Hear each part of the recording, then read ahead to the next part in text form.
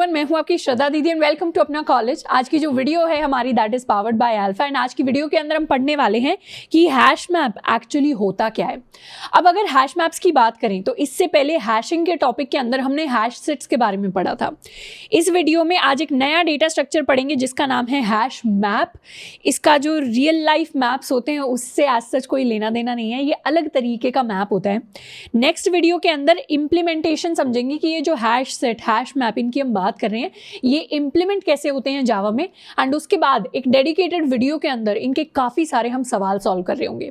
तो आज की वीडियो में हम समझने वाले हैं हैश मैप होता क्या है, उसे क्रिएट कैसे करते हैं, उसके अंदर इंसर्ट कैसे करते हैं एलिमेंट्स को, एंड साथ के साथ उसमें से रिमूव कैसे करते हैं एलिमेंट्स को, प्लस उसे आइटरेट कैसे करते हैं। मतलब जो भी एलिमेंट स्टोर कर दिए हमने इस डेटा स्ट्रक्चर के अंदर उनको हम एक एक करके देखेंगे कैसे एक्सेस कैसे करेंगे। सबसे पहले समझते हैं हैश मैप होता क्या है। हैश मैप जावा के अंदर एक ऐसा स्ट्रक्चर होता है जो दो तरीके की इंफॉर्मेशन को स्टोर करता है। एक होती है हमारी की एंड उसी की के कॉरेस्पॉन्डिंग एक हमारी होती है वैल्यू। ऐसे सिनेरियोज जहां हमें पेयर्स स्टोर करने होते हैं, पेयर्स मतलब जोड़ा, मतलब एक की होगी एक वैल्यू होगी, तो दो वैल्यू का अगर हमें जोड़ा, दो वैल्यू का पेयर कहीं भी स्टोर करना है जावा के अंदर तो वहां हम हैश मैप्स का यूज करते हैं। इसके रियल लाइफ एग्जांपल्स क्या होंगे, मान लीजिए हमें स्टूडेंट्स के रोल नंबर स्टोर करने हैं, तो रोल नंबर की अपनी एक टेबल होगी और वो टेबल कुछ ऐसी दिखेगी जिसमें सबसे पहले तो हमारे पास रोल नंबर हो सकते हैं। मेरा रोल नंबर जैसे 64, फिर 65, 66, 78, 79, ये थोड़े से जम्बल्ड रोल नंबर्स हैं, मतलब कोई ऑर्डर नहीं है इसका। और हर रोल नंबर के लिए हमारे पास एक नेम है। मान लीजिए यहाँ पे नेम आ जाता है श्रद्धा, यहाँ पर नेम आ जाता है रजत, यहाँ नेम आ जाता है अमन, यहाँ नेम आ जाता है खुशी, यहाँ नेम आ जाता है प्रिया। तो इस तरीके से बहुत सारे नेम्स हैं जो एक के बाद आ रहे हैं। अब ऐसा जो स्ट्रक्चर है जिसमें एक वैल्यू है ये बन जाएगी हमारी की यानी ये हमेशा यूनिक होगी। हमारे जो रोल नंबर्स होते हैं क्लास के अंदर वो सारी की सारी यूनिक वैल्यूज हैं और इस की के पूरे कॉलम में हर की के लिए हमारे पास एक वैल्यू होगी। हो सकता है ये वैल्यू यूनिक ना हो, यानी रोल नंबर 64 और 65 दोनों का नाम श्रद्धा भी हो सकता है। हमारी क्लास में दो बच्चे हो सकते हैं जिनका सेम नाम हो, लेकिन रोल नंबर हमेशा यूनिक रहेगा। तो हैश मैप के अंदर हमारी जो की होती है वो हमेशा यूनिक रहती है और हमारी जो वैल्यू होती है वो सेम भी हो सकती है, वो यूनिक भी हो सकती है। मल्टीपल कीज के लिए हमारी सेम वैल्यू भी हम इंसर्ट करते हैं और मल्टीपल कीज के लिए हम डिफरेंट वैल्यूज भी इंसर्ट कर सकते हैं, पर की हमेशा यूनिक होनी चाहिए। तो इस तरीके का स्ट्रक्चर जहाँ एक की हो गई एक वैल्यू हो गई, उसको कहाँ रिप्रेजेंट करेंगे, उसको रिप्रेजेंट करेंगे हैश मैप में। इसका एक और रियल लाइफ एग्जाम्पल क्या हो सकता है, हमारे पास घर में गाड़ी होती है, बाइक होती है, तो उसके अंदर हम क्या करते हैं, फ्यूल भरवाने जाते हैं। तो हो सकता है हम फ्यूल की अगर बात करें तो फ्यूल की भी एक टेबल बनती है प्राइसेस की, जिसमें मान लीजिए सबसे पहला आ जाता है हमारा सीएनजी का जो प्राइस है वो मान लीजिए 70 रुपीज़ चल रहा है। फिर आ जाता है हमारे डीजल का प्राइस, वो 80 रुपीज़ चल रहा है। पेट्रोल का प्राइस आ गया, वो 90 रुपीज़ चल रहा है।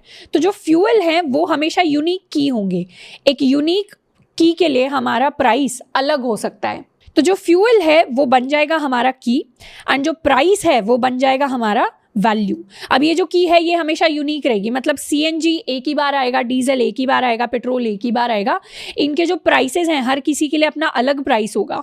अब कल को ऐसा हो सकता है कि डीजल और पेट्रोल का प्राइस बहुत हाईली अनलाइकली है, पर मान लीजिए सेम हो गया, डीजल भी बढ़कर 90 रुपीज़ हो गया, पेट्रोल भी 90 हो गया, तो उसमें कोई प्रॉब्लम नहीं आएगी। पर हाँ, डीजल का नाम डीजल, पेट्रोल का नाम पेट्रोल ही रहेगा, की हमेशा यूनिक रहेगी। और एग्जाम्पल ये हो सकता है कि आपने कंट्रीज के नाम ले लिए, तो हमारी कंट्री जैसे हो गई है इंडिया का, हमने नाम लिख दिया एज अ की, दिस इज माई की, दिस इज माई वैल्यू। तो यहां हम लिख सकते हैं अपनी कंट्री की पॉपुलेशन को। इंडिया की मान लीजिए कुछ 120 CR पॉपुलेशन हो गई। दूसरी कंट्री हम लिख सकते हैं चाइना की, हम मान लीजिए 150 CR पॉपुलेशन लिख देते हैं। यूएस की हम 30 CR पॉपुलेशन लिख देते हैं। इस तरीके से कंट्रीज आ जाएंगी, पॉपुलेशन आ जाएगी। यहाँ चाहे तो इस पॉपुलेशन की जगह वैल्यू के अंदर हम उनकी कैपिटल स्टोर कर सकते हैं।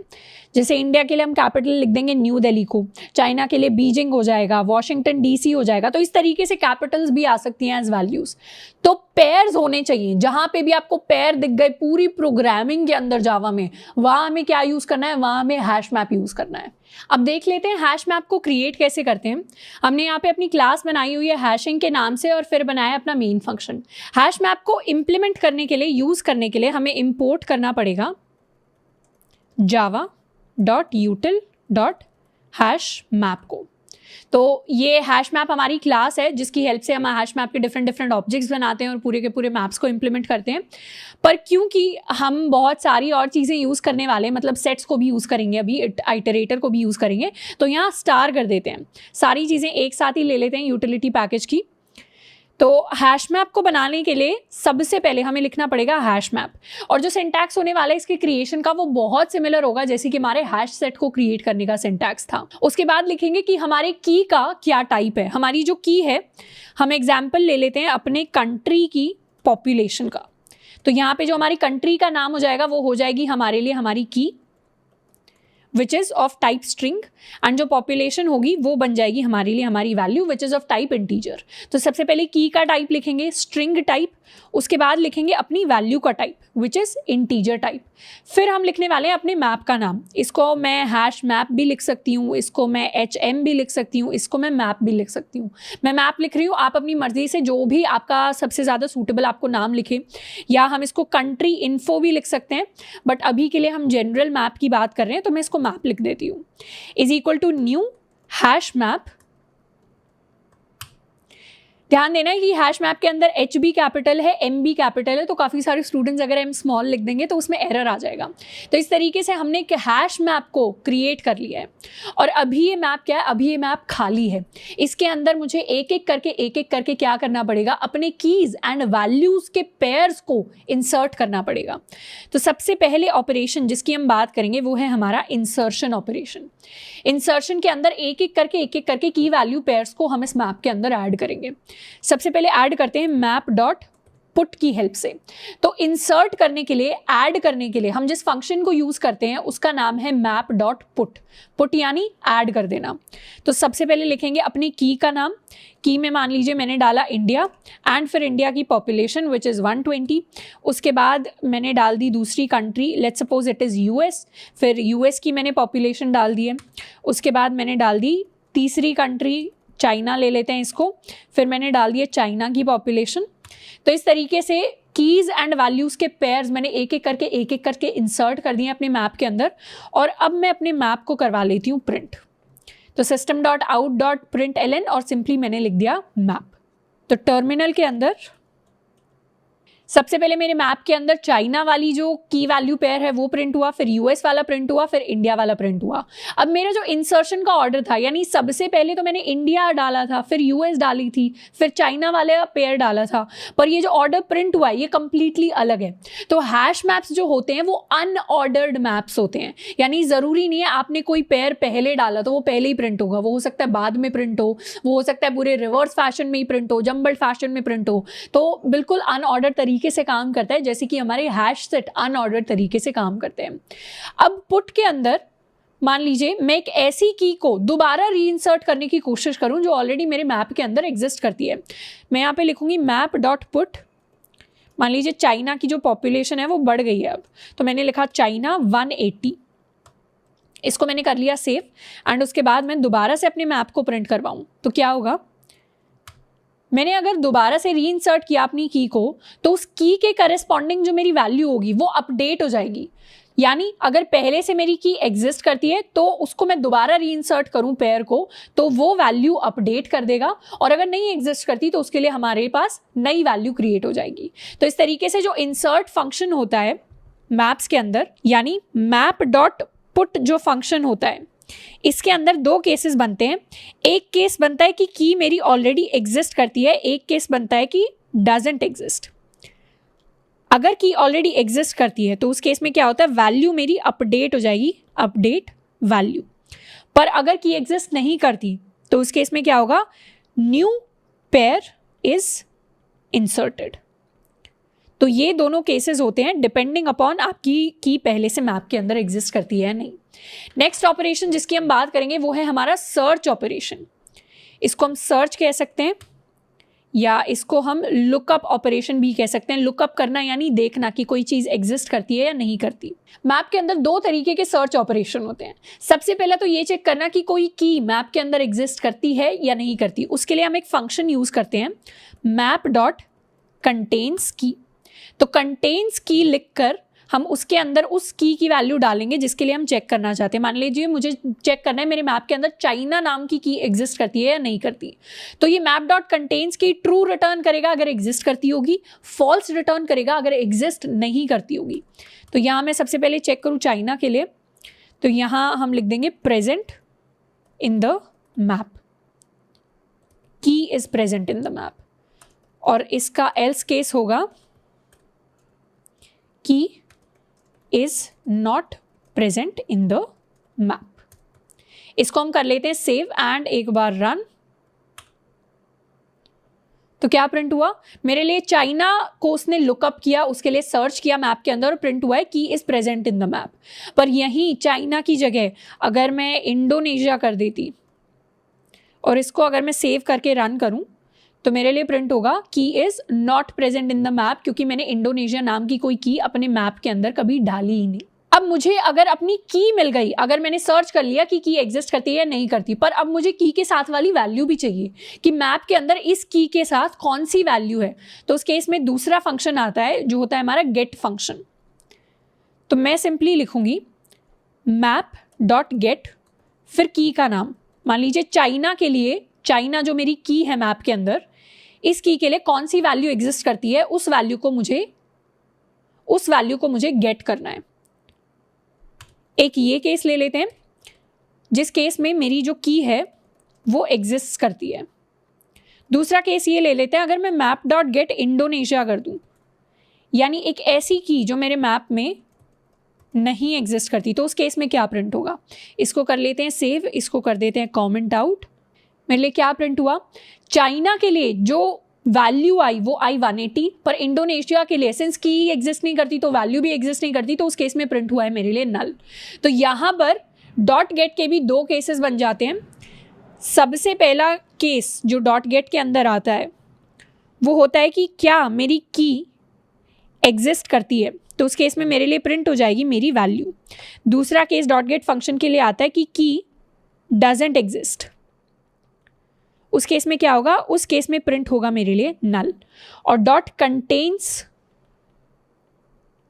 की के लिए अगर की एग्जिस्ट करती है तो उस केस में प्रिंट हो जाएगी ट्रू, और की अगर एग्जिस्ट नहीं करती तो उस केस में प्रिंट हो जाएगा फॉल्स। तो ये दो फंक्शन होते हैं जिनकी हेल्प से हम लुकअप करते हैं, हम सर्च करते हैं किसी भी की या किसी भी वैल्यू के लिए अपने मैप के अंदर। नेक्स्ट हम बात करने वाले हैं कि एक हैश मैप के अंदर जितने भी पेयर्स हमने ऐड किए हैं उन पर हम आइटरेट कैसे कर सकते हैं, यानी एक के बाद एक उन पर ट्रवर्स कर हम उनकी वैल्यूज को प्रिंट कैसे करवाते हैं। अब हैश मैप के अंदर आइटरेशन से पहले हम एक अलग तरीके के फॉर लूप के बारे में सीखते हैं। आज तक हमने जितने भी फॉर लूप्स लिखे हैं उनके अंदर हम क्या करते हैं, हम एक आइटरेटर बनाते हैं। जैसे यहाँ पर आई मेरा आइटरेटर है, for int i is equal to 0, i is less than 10, i plus plus या आई माइनस माइनस। आज तक हम इस तरीके के लूप्स को लिखते आए हैं। इसी सेम फॉर लूप को लिखने का एक अलग तरीका होगा कि हम लिखें फॉर और यहाँ पर हम कुछ वैल्यू ले लें, फिर लगाएं कोलन एंड फिर लिखें अपने कलेक्शन का नाम। तो इस तरीके के एक अलग फॉर्मेट, एक अलग सिंटैक्स होता है फॉर लूप्स को लिखने का, जो हम कलेक्शंस के ऊपर यूज़ करते हैं। कलेक्शंस कहने का मेरा मतलब यहाँ पर क्या है कि एक बंच ऑफ ऑब्जेक्ट्स या बंच ऑफ वैल्यूज़ को अगर हम आइटरेट करना चाहते हैं तो फिर हम दूसरे टाइप का फॉर लूप यूज़ कर सकते हैं। फॉर एग्जाम्पल मैंने एक एरे लिया है, इस एरे के अंदर मेरे पास 3 एलिमेंट्स हैं 1, 2 एंड 3। अब पहला तरीका इस पर फॉर लूप लगाने का ये होगा कि मैं इसके इंडेक्स के बेसिस पर एक एक एलिमेंट पर जाऊं, यानी int i is equal to 0, i less than 3, i plus plus. इस तरीके से मैं इसके इंडेक्स को एक एक करके बढ़ाऊं और फिर ARR ऑफ आई यानी इंडेक्स के पर लिखी हुई वैल्यू को मैं प्रिंट करवाऊं। पर इसी चीज़ को अगर मैं सेकेंड फॉर्मेट में लिखना चाहूँगी तो उसको लिखने का तरीका ये होगा कि मैं लिखूँ फॉर इंट वैल्यू फिर कोलन एंड उसके बाद अपने एरे का नाम। इस एरे का नाम मैंने रखा है ARR। तो अगर मैं इस तरीके से लिखूं for int value colon ARR। तो क्या होगा, इंडेक्स की जगह डायरेक्टली मैं एक एक करके एरे की वैल्यूज को एक एक करके ट्रेवर्स कर पाऊंगी। और मेरे जो फॉर लूप के अंदर अगर मैं प्रिंट करवाऊं अपनी इस वैल्यू को जो मैंने यहाँ पे डिफाइन किया है वेरिएबल, तो इसके अंदर इंडेक्स नहीं आएगा, इसके अंदर डायरेक्टली इस एरे की वैल्यूज आएंगी। इसको एक बार कोड करके भी देख लेते हैं कि ये वाला फॉर लूप का सिंटैक्स काम कैसे करता है। हम क्या करेंगे, ऊपर वाली लाइनों को कर लेते हैं कमेंट आउट। उसके बाद हम बनाते हैं अब एक array, int array is equal to, मान लीजिए मैंने लिखा 12, 15 एंड 18। तो इस तरीके से मैंने इन 3 वैल्यूज के साथ अपना एक एरे बनाया।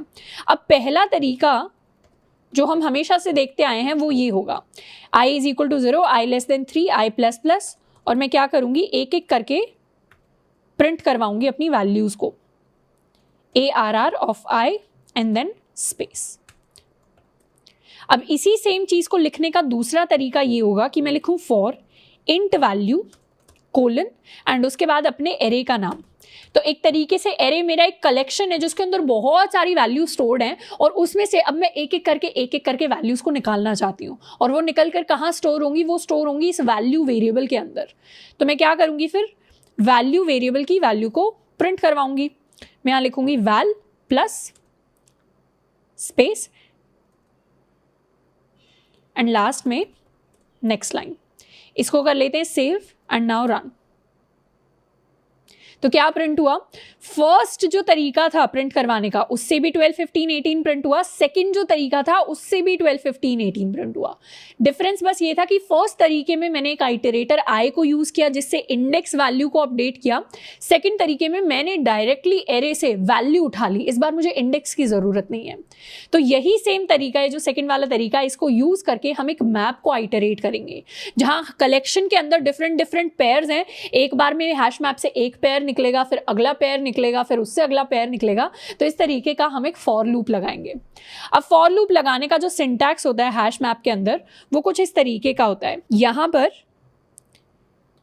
मैंने लिखा है मैप डॉट एंट्री, फिर मैंने लगाए अपने एंगुलर ब्रैकेट्स जिनके अंदर लिखा है इंटीजर। इंटीजर, ये इंटीजर मेरी की वैल्यू को दिखाता है, ये इंटीजर मेरी वैल्यू के टाइप को दिखाता है। यहाँ पर मैं स्ट्रिंग भी लिख सकती हूँ, अगर मेरा कंट्रीज एंड पॉपुलेशन का एग्जाम्पल है तो यहाँ पे की का डेटा टाइप आएगा, यहाँ पर वैल्यू का डेटा टाइप आएगा। फिर मैं लिखूंगी ई फॉर एलिमेंट एंड फिर कोलन लगाकर मैं बनाऊंगी मैप का एक सेट। यानी मैप का अगर मैं एक सेट व्यू लेना चाहूं तो उसके लिए मुझे करना पड़ेगा डॉट एंट्री सेट, जिससे मैप का एक सेट वर्जन मुझे मिल जाएगा जिसके अंदर सारे के सारे पेयर स्टोर होंगे। उसके बाद एक एक करके वो सारे पेयर्स इस ई के अंदर आ जाएंगे और यहां बाहर की तरफ मैं लगा दूंगी अपना फॉर लूप। तो इसको एक बार कोड में लिख कर देखते हैं तो चीज़ें बहुत आसानी से क्लियर होंगी। ये फर्स्ट टाइम में एंट्री सेट देख के बहुत ज़्यादा ऐसे बहुत बड़ी चीज़, बहुत मुश्किल चीज़ लग रही होगी, पर बहुत ही आसान है। सेम सिंटैक्स हर बार लिखना होता है हमें हर हैश मैप में। तो एक बार हम लिखेंगे, एक दो क्वेश्चन करके उनमें दोबारा लिख देंगे तो अपने आप ऑटोमेटिकली याद हो जाएगा कि आइटरेट कैसे करते हैं। हम क्या लिखेंगे, हम लिखने वाले हैं फॉर, यहां पर मेरे कलेक्शन का नाम क्या है, मेरे कलेक्शन का नाम है मैप डॉट एंट्री सेट, यानी मेरे मैप का सेट वर्जन। मैप को मैंने सेट में कन्वर्ट कर दिया है और अब इस सेट की जो वैल्यूज होंगी उनको मैं एक एक करके ट्रेवर्स करूंगी। इस सेट के अंदर मेरे पेयर्स ही हैं सारे, और इसमें टाइप क्या होगा, टाइप है मेरा मैप डॉट एंट्री, जिसके अंदर की है मेरी स्ट्रिंग टाइप की और वैल्यू है मेरी इंटीजर टाइप की। तो ये मैंने टाइप डिफाइन किया। जैसे अपने पुराने फॉर लूप के अंदर मैंने क्या किया था, पुराने फॉर लूप के अंदर मैंने इंट वैल्यू एंड ARR लिखा था। तो यहाँ पर है ये मेरा इंट की जगह ये टाइप है मेरे उस मेरी उस वैल्यू का जो मेरे एंट्री सेट से निकलेगी, और मेरा एरे की जगह मैंने पूरे कलेक्शन का नाम लिखा है मैप डॉट एंट्री सेट। अब इस वैल्यू की जगह मुझे यहाँ पे एक वेरिएबल बनाना पड़ेगा, इसको मैं लिख सकती हूँ ई।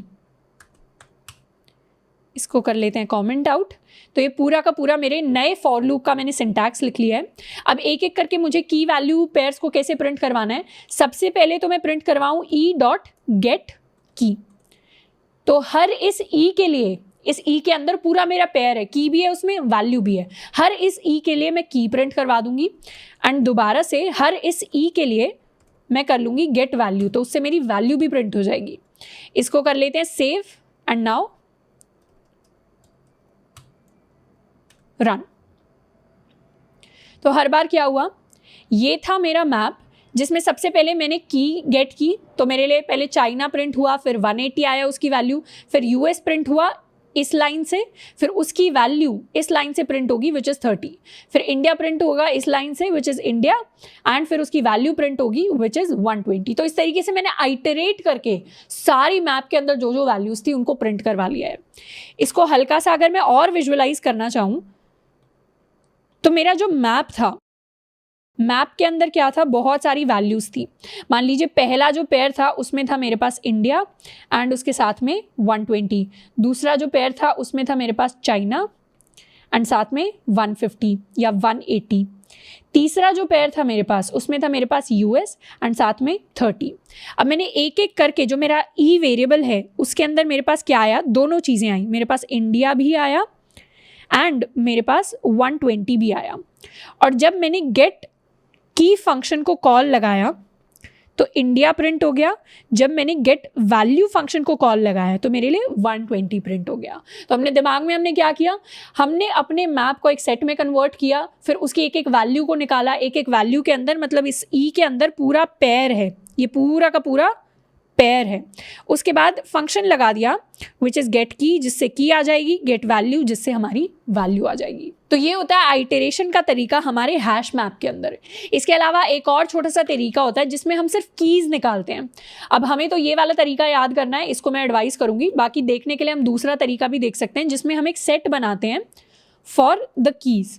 तो स्ट्रिंग का मैंने एक सेट बनाया जिसको मैं नाम दूंगी कीज। इसके अंदर मैं सारी कीज स्टोर करने वाली हूँ, और सारी कीज आएंगी कैसी, एक फंक्शन होता है मैप के अंदर विच इज की सेट। कीज का मैंने सेट बना लिया, ये तो था सारी एंट्रीज का सेट बना लिया, यानी की वैल्यू पेयर दोनों का, यहाँ पे सिर्फ कीज का मैंने सेट बनाया। और उसके बाद मैं क्या करूंगी, उसके बाद एक फॉर लूप चला दूंगी, स्ट्रिंग की इन कीज, यानी सारी की सारी जो कीज हैं एक एक करके उनके ऊपर आइटरेट करूंगी और फिर प्रिंट करवा दूंगी की प्लस हमारा मैप डॉट गेट की का नाम। तो इससे क्या होगा, यहां पे की डायरेक्टली की वैल्यू प्रिंट हो जाएगी और यहां की के करस्पॉन्डिंग जो भी पेयर के अंदर वैल्यू थी मैप के अंदर स्टोर्ड वो आ जाएगी। तो इस तरीके से आइटरेट करके हम कुछ ऐसे भी अपने मैप के सारे पेयर्स को प्रिंट करवा सकते हैं। ये होता है सेकंड तरीका की सेट के थ्रू, ये होता है फर्स्ट तरीका एंट्री सेट के थ्रू। अब एक लास्ट छोटी सी चीज जो हम डिस्कस कर सकते हैं वो ये है कि मैप के अंदर किसी वैल्यू को, किसी पेयर को मुझे रिमूव कैसे करना है। तो किसी भी पेयर को रिमूव करने के लिए मैं क्या करूंगी, इतने पार्ट को कर लेते हैं कॉमेंट आउट। अब मान लीजिए मुझे चाइना वाला जो पेयर है वो पूरा रिमूव करना है, तो मैं लिखूंगी मैप डॉट रिमूव और उसके अंदर की पास कर दूंगी जिसको भी मुझे रिमूव करना है, तो उसकी की और वैल्यू दोनों रिमूव हो जाएंगी। एंड रिमूव करने के बाद अगर मैं प्रिंट करवाऊं अपने मैप को, तो इसको करते हैं रन। शुरुआत में मेरा मैप कुछ ऐसा था, इसके बाद मैंने चाइना वाले की वैल्यू पेयर को रिमूव कर दिया इस लाइन के थ्रू, एंड फिर मैप में क्या रह गया, सिर्फ यूएस एंड इंडिया। तो इस तरीके से हम की को अगर डालकर रिमूव फंक्शन कॉल करते हैं तो उसके करस्पॉन्डिंग वैल्यू भी हमारी पूरी डिलीट हो जाएगी, तो पूरी एंट्री हमारे मैप से गायब होने वाली है। तो हमने क्रिएशन डिस्कस कर लिया है, हमने सर्च डिस्कस कर लिया है, आइटरेशन डिस्कस कर लिया है एंड रिमूवल डिस्कस कर लिया है। इसके बाद नेक्स्ट वीडियोस के अंदर हम इंप्लीमेंटेशन सीखेंगे हैश मैप हैश सेट का थ्रू टेबल्स, या हैशिंग के पूरे कॉन्सेप्ट को हम एक्सप्लोर करेंगे जो कि बहुत ज़्यादा इंपॉर्टेंट है इंटरव्यू पर्सपेक्टिव से। उसके बाद बहुत सारे सवालों को हम डिस्कस कर रहे होंगे एक सिंगल वीडियो के अंदर। तो ये सारी चीजें हमने कर ली है। नीचे डिस्क्रिप्शन बॉक्स में आपको लिंक मिल जाएगा नोट्स का। इसके अलावा नीचे डिस्क्रिप्शन बॉक्स में आपको लिंक मिल जाएगा अल्फा, जिसमें हम बेसिक से लेकर एडवांस तक पूरा जावा कवर कर रहे होंगे। उसमें हमारे कुछ लाइव सेशंस होंगे, वीडियो लेक्चर्स होंगे, प्रैक्टिस क्वेश्चंस होंगे एंड काफी सारी चीजों को प्लेसमेंट पर्सपेक्टिव से कंप्लीट जो पैकेज होता है उस चीज को हम कवर कर रहे होंगे, तो उसको भी जाकर हम देख सकते हैं। आज के लिए इतना ही, मिलते हैं नेक्स्ट वीडियो में। Till then keep learning and keep practising.